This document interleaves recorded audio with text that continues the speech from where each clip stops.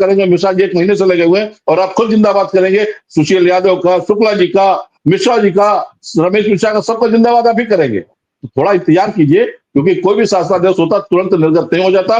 वार्ताओं के बाद उसकी प्रक्रिया होती है, कार्यवाही जारी होता है, उसमें निर्णय होता है, और चूंकि वित्तीय मामला होता है तो उसमें थोड़ा समय लगता है। मिश्रा जी बिल्कुल, मैं ठीक है। और अरुण जी को जवाब मिल गया होगा, अरुण जी शायद सहमत होंगे, आप बात करेंगे।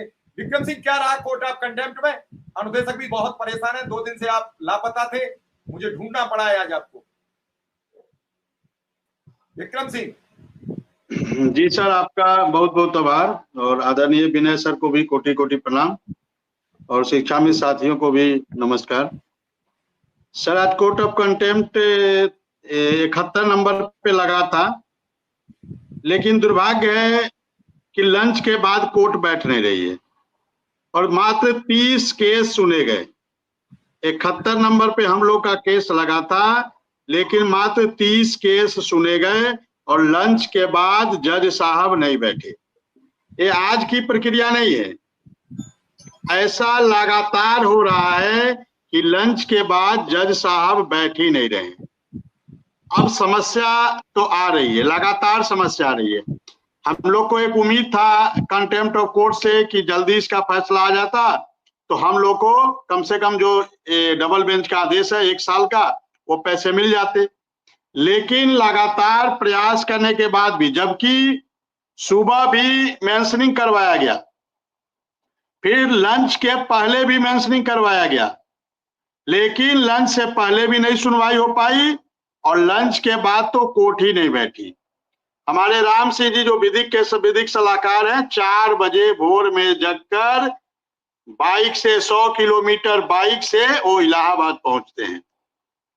आप बताइए कितनी दुख होती होगी, कितनी पीड़ा होती होगी कि कोई व्यक्ति 4 बजे निकलने का मतलब है 2:30 से 3 बजे वो व्यक्ति जगता होगा, और 2:30 से 3 बजे व्यक्ति वो जगकर अपनी बाइक से 100 किलोमीटर की दूरी तय करता हो और 9 बजे तक प्रयागराज पहुंचता हो, इलाहाबाद पहुंचता हो हाई कोर्ट में।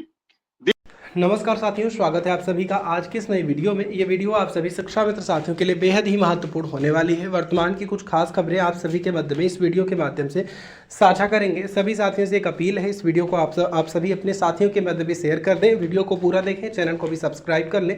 अब चलते हैं अपडेट पर। दिन भर टकटकी लगाकर बैठता हो, कभी वकील के चक्कर लगाता हो, कभी वकील के मुंशियों का चक्कर लगाता हो, और जब सुनवाई प्रारंभ होती तो पता चला कि 71 केस है, मात्र 25 सुनवाई हो पाई, मात्र 30 सुनवाई हो पाई, और आज भी ठीक वही हुआ, मात्र 30 केसों की सुनवाई हो पाई और लंच के बाद बेंच नहीं बैठी।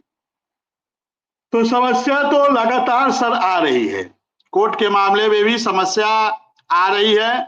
वकील साहब लोग भी बहुत किंकर्तव्य विमूढ़ हैं, वो भी समझ नहीं पा रहे हैं कि कैसे इसका बेड़ा पार लगे।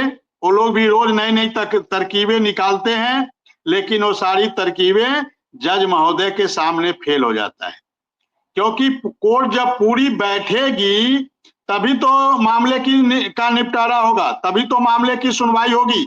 लेकिन दुर्भाग्य है, हमने इधर 10 से 12 हियरिंग में देखा है कि लंच के बाद माननीय जज साहब बैठते ही नहीं हैं। अब जब लंच के बाद बैठेंगे नहीं, एक तो 10:30 से 11 बजे कोर्ट शुरू होता है, 1 बजे ही समझिए लंच हो जाता है। अब 2 घंटे में कितने केस सुनवाई होंगे इसका आप अंदाजा लगा सकते हैं। और इसीलिए दुर्भाग्य है, दुखद स्थिति है कि लगातार मेंशनिंग करवाने के बाद भी, ऐसा नहीं है, 2-2 बार मेंशनिंग करवाई जाती है, एक सुबह और एक लंच से पहले, कि कम से कम लंच के बाद सुबह सुनवाई ना हो पाई हो तो लंच के बाद हमारी सुनवाई हो पाए। लेकिन लंच के बाद बेंच ही नहीं बैठती, इसलिए लंच के बाद सुनवाई नहीं हो पाती और मात्र 25 से 30 केस सुने जाते। अब आप इससे अंदाजा लगा सकते हैं कि कितनी स्थितियां भयावह है। लोगों को जवाब देते बन नहीं रहा, लोग तरह तरह के सवाल पूछते हैं, लाजमी भी है, पूछना चाहिए, उनका अधिकार है, और सवालों के जवाब दिए जाते हैं। लेकिन कभी कभी समस्या तो हो जाती है कि जिसका आदमी खुद ही गुनाहगार न हो, उस गुनाह की भी सजा उसको मिलती है। तो संगठन